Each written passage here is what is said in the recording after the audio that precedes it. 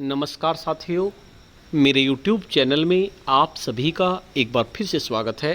साथियों, आज की हमारी वीडियो इनकम टैक्स से संबंधित है, क्योंकि जैसा कि आपको अवगत है, पिछली बार दो स्लैब दिए गए थे, न्यू टैक्स का और ओल्ड टैक्स का।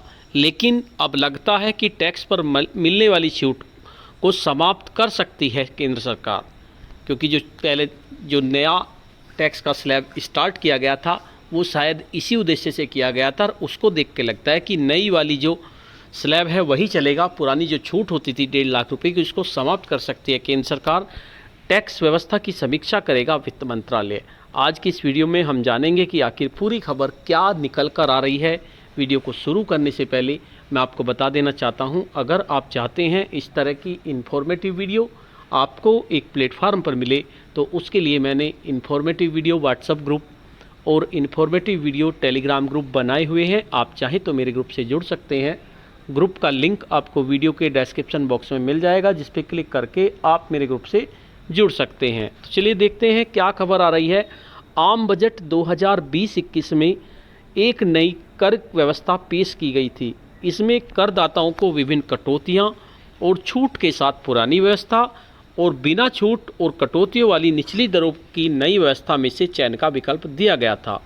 अब इस सारी कवायद के पीछे मकसद पर्सनल इनकम टैक्स पेयर को राहत देना और आयकर कानून को सरल करना था।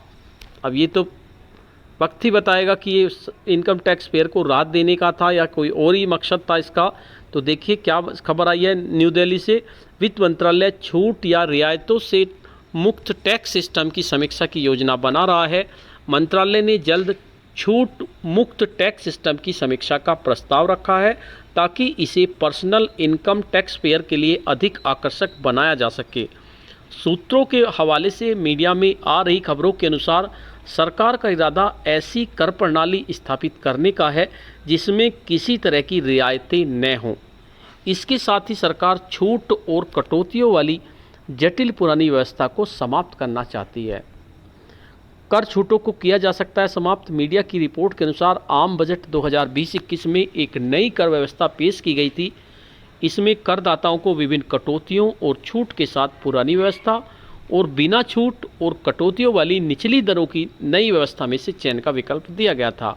अब इस सारी कवायद के पीछे मकसद पर्सनल इनकम टैक्स पेयर को राहत देना और आयकर कानून को सरल करना था।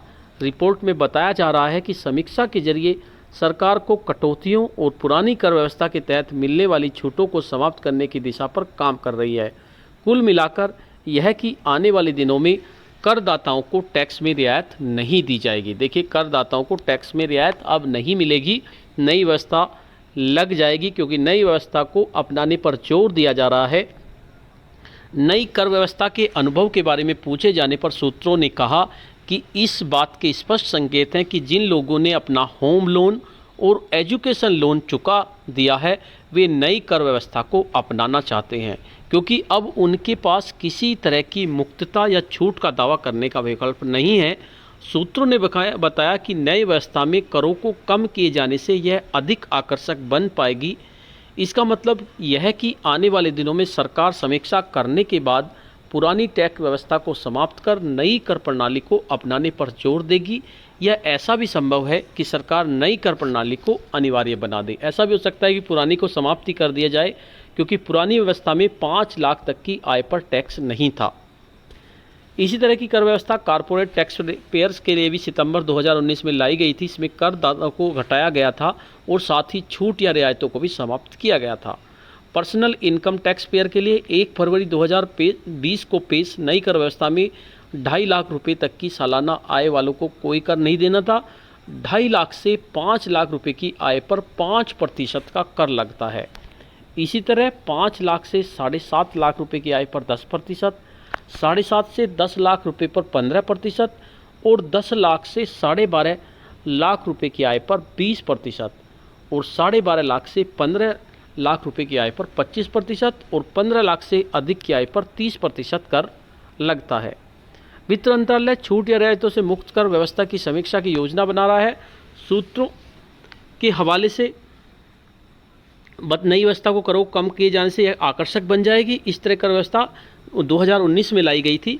तो बिल्कुल सेम वही पैटर्न अब पर्सनल करदाताओं के लिए भी लाने का इरादा बन रहा है। अब तो आने वाले वक्त बताएगा कि इसका क्या होगा, लेकिन नई कर व्यवस्था को बताया जा रहा है, जैसा सरकार के द्वारा बताया जा रहा है कि नई कर व्यवस्था को लोग पसंद कर रहे हैं।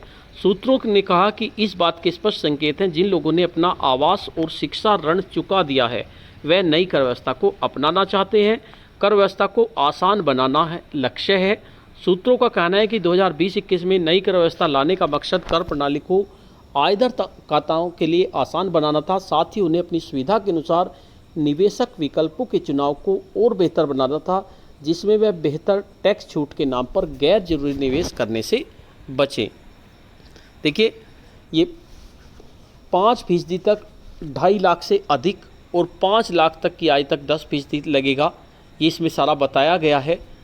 तो आने वाले समय में साथियों आपको नई व्यवस्था से ही टैक्स देना होगा, जहाँ तक लग रहा है। तो साथियों आज की वीडियो में इतना ही। आपको यह वीडियो कैसी लगी? अगर आपको वीडियो अच्छी लगी तो इस वीडियो को लाइक करें, शेयर करें और वीडियो पे कमेंट्स करें। और अगर आप मेरे चैनल पे नए हैं, पहली बार मेरे चैनल को देख रहे हैं, तो चैनल को सब्सक्राइब कर लें और बेल के आइकन को प्रेस कर दें, जिससे कि आपको नेक्स्ट वीडियो का नोटिफिकेशन मिल सके। धन्यवाद।